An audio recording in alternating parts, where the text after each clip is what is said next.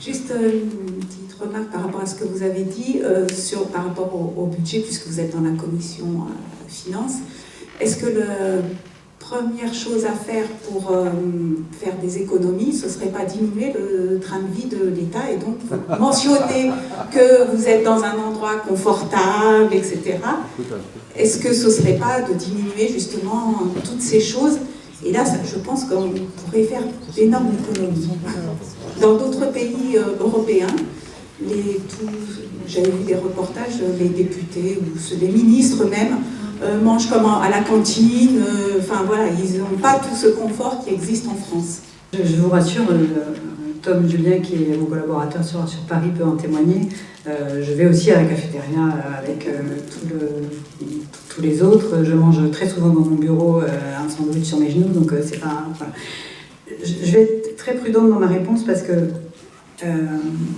bien entendu, quand on entend le palais de l'Élysée, le palais Bourbon dans la République, c'est un petit peu curieux, mais on est entre la préservation d'un patrimoine aussi, parce que l'entretien des bâtiments aussi, c'est pas rien, hein, et ça pèse certainement quand même beaucoup plus, vraiment, que tout ce dont vous venez de parler. Quand je vous parle du confort dans lequel on est, je pense vraiment qu'il est nécessaire, c'est-à-dire que vraiment, je ne veux pas me faire plaindre, hein, j'ai choisi et c'est passionnant, etc., mais c'est une vie de dingue en fait. Et si on réduit tout cet environnement, en fait, et en particulier donc, le personnel, c'est-à-dire les administrateurs qui nous suivent, les collaborateurs, le problème c'est est-ce qu'on a les moyens de faire fonctionner une démocratie correctement si on n'a pas tous ces gens-là qui nous entourent. Parce que ça va très très vite. On a souvent l'impression que le temps est hyper long, qu'on attend les lois, les promulgations, etc. Alors c'est vrai qu'il peut y avoir entre le vote de la loi dans l'Assemblée nationale, la navette parlementaire et les décrets d'application, il peut y avoir des temps très longs.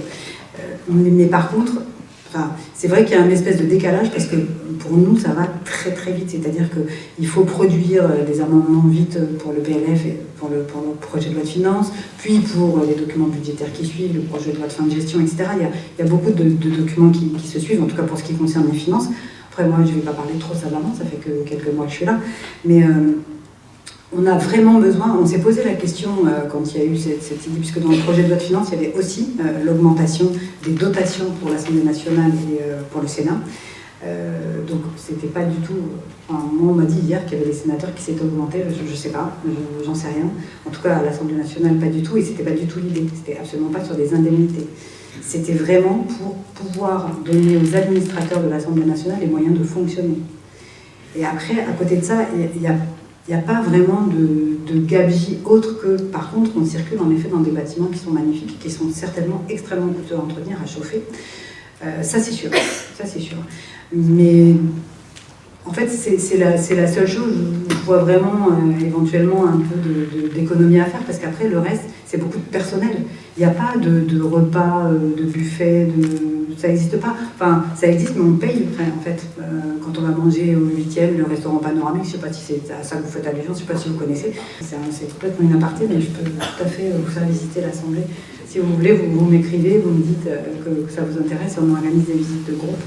Bonsoir, je suis Sophie, je travaille avec Mathilde, et Tom et Léo, et j'ai eu l'occasion d'aller visiter le bureau de Mathilde à Paris, donc c'est vrai que vous pourrez vous faire des photos pour vous montrer. J'ai été en internat, et j'ai été étudiante aussi, de petit logement.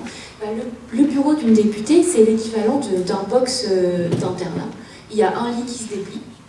Voilà. Quand elle dit qu'on lui change les draps, c'est pas des draps en satin, en soie, c'est-à-dire qu'elle a juste un lit placard qu'elle déplie. Et le matin, je ne sais pas à quelle heure elle se lève, mais elle enchaîne, elle fait juste chauffer son café, et puis elle s'assoit derrière son bureau. Donc le confort qu'elle mentionne, c'est uniquement pour pouvoir fonctionner. Donc on va lui vider les poubelles, comme dans une entreprise, on va vous nettoyer votre bureau, mais c'est tout. Elle n'a aucun confort, c'est plus petit qu'un studio appart-hôtel, et elle ne doit partager en plus le bureau la porte à côté avec Tom, donc elle n'a aucune utilité. Concrètement, c'est ça, un bureau placard de député. C'est très confortable, c'est très pratique, on ne va pas la plaindre, hein, bien sûr, mais c'est juste Faut pas que vous imaginiez, comme elle a dit, qu'elle était dans un confort. Non, c'était en termes de service. Globalement, Voilà. globalement, pas seulement. Mais ça, c'est un exemple très très concret. Et puis, ils mangent, ils courent dans les couloirs avant d'aller. Enfin, moi, ça m'a frappé aussi. Ils ont des distributeurs de salades et de plats. Enfin, et à la cantine au self, en fait, ils ont un service où ils peuvent prendre le petit sachet dans un papier craft et ils retournent dans leur bureau. Donc, voilà, c'était juste pour la petite parenthèse très concrète sur ça. Il y en a dessus, puisqu'on parle de budget et tout ça, il y a quand même des gens qui se déplacent en avion, des gens qui se déplacent en voiture accompagnés de police, de motards, parce que des fois on bloque la circulation pour le passer. Il y a ça. Il y a aussi un truc épineux pour moi qui me rend vraiment en colère, mais constamment, c'est la retraite des présidents. Parce qu'un président, même s'il reste une année, il a la retraite à vie. Cette économie-là, on ne la fait jamais. Par contre, pour revenir à l'économie des députés, des ministres, etc., quand on va dans les pays du Nord, ils font quand même leur conseil au bout d'une table de maison, où ils prennent les moyens de transport, tels que le métro, le bus. C'est Eva Joly, je crois, qui avait été rappelée à l'ordre parce qu'elle avait pris un moyen de transport, le taxi, et les médias et la population l'avaient rappelé à l'ordre. Donc elle prenait les moyens de transport communs. Donc il y a aussi quand même des économies à faire par rapport à ça. Les policiers qui gardent des maisons à vie, des politiques, parce qu'ils ont peur d'avoir un syndicaliste de l'EDF ou, je ne sais pas moi, peut-être un ambulancier qui vient toquer à sa porte pour voir s'il n'y a pas une place pour les malades qui sont garés dehors de l'hôpital, je ne sais pas moi. Il y a beaucoup de choses à faire, il n'y a pas que les députés, il y a une pléthore d'économies à faire autre que ça.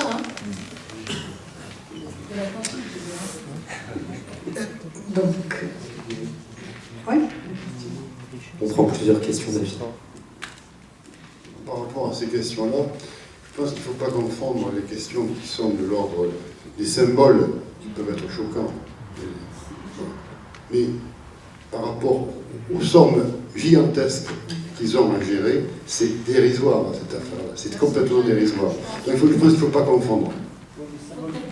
Mais c'est peut-être un début quand même. Il y a d'autres questions. Vous avez une autre? Oui, non, c'est pas une question, mais je pense que, enfin, moi j'entends ce que vous dites, mais je pense que ça c'est pour faire des économies, ok, ça va faire des petites économies. Je pense qu'en fait, surtout, c'est qu'il faut aller chercher beaucoup des recettes, et ça, on sait où elles sont, et celles-là, je pense qu'elles vont nous aider à mieux vivre dans notre pays.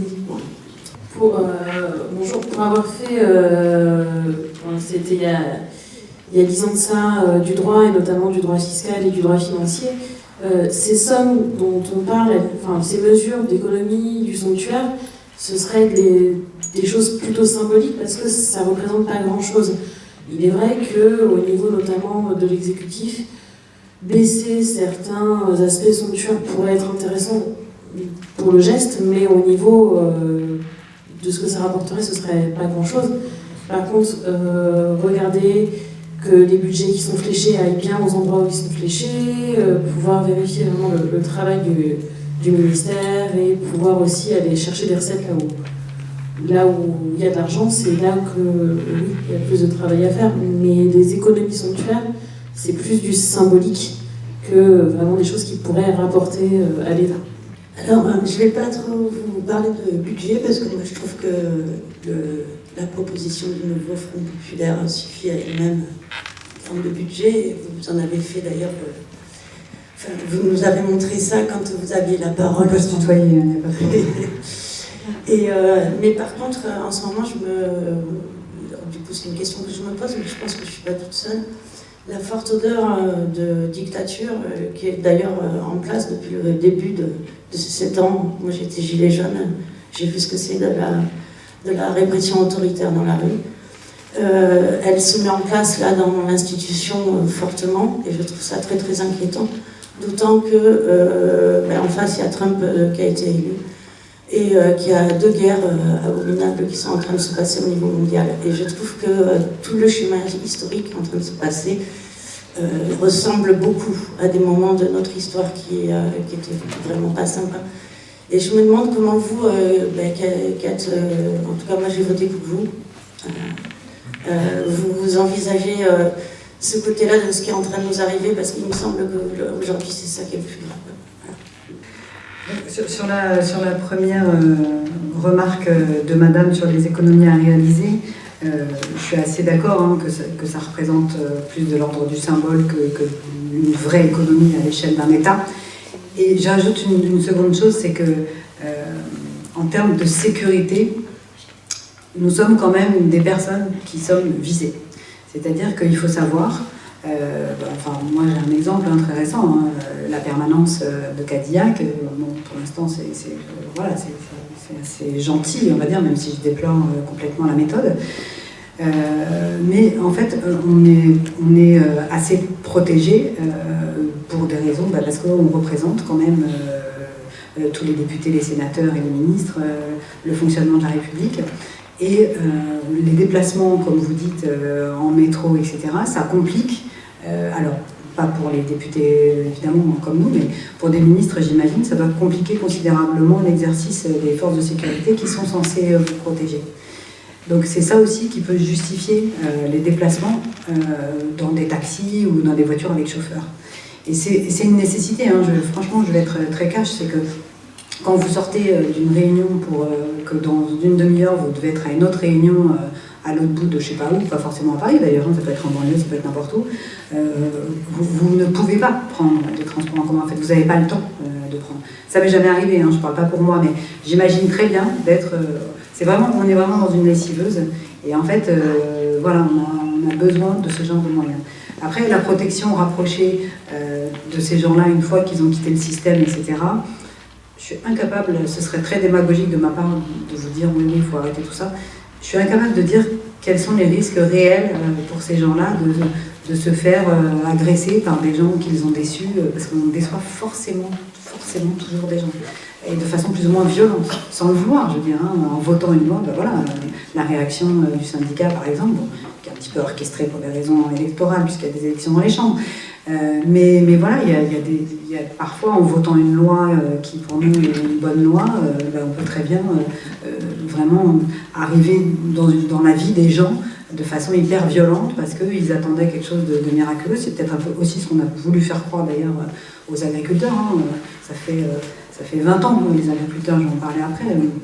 20 ans encore, je suis gentille. Je sais qu'il y a eu le numéro anniversaire là, de Républicains de 1944. Ils ont publié ça il n'y a pas longtemps parce que c'était leurs 80 ans. Et ça m'a vraiment retenu mon attention parce que sur la une, il y avait donc un article sur l'épuration. Donc Dieu merci, on n'a plus d'article sur l'épuration. J'espère qu'on n'en aura plus jamais. Et il y avait les agriculteurs en colère. Donc 1944, donc, parce qu'on leur a fait croire que la censure, ça y est, mettait fin à toutes les mesures mirifiques qui avaient été prises pour les agriculteurs. Déjà, il n'y avait pas grand-chose, je vais vous le dire. Et en plus, voilà, Et ensuite, il y avait la question de l'évolution. Bah oui, bien sûr, c'est nous de voir... moi, dans l'hémicycle, ils sont en face de moi, hein, le Rassemblement national, ils sont nombreux, ils sont là. Eux, il n'y a pas de chaise vide, ils sont là. Les propos des ciotistes sont assez dingues aussi, vraiment, en termes de discrimination, enfin en tout cas vraiment d'appuyer là-dessus, quoi, que les gens ne sont pas tous égaux, voilà, la transphobie, l'homophobie, le racisme, oui, bien sûr, ça fait peur. Mais justement, ce que j'évoquais précédemment sur le caractère irresponsable, pyromane des gens qui mentent et qui divisent les Français, donc ça a toujours été quand même le fondement du capitalisme, hein, on est d'accord, c'est clair, il faut avoir une population disponible et suffisamment qui se frite entre elles pour pouvoir compter sur elle et qu'elle aille bosser sans rechigner. Ça a toujours été la technique. Mais là, c'est vrai que ça prend des proportions avec le relais des médias, donc des milliardaires qui sont là, et on voit très bien aujourd'hui que les milliardaires, ils ont fait leur choix. Hein.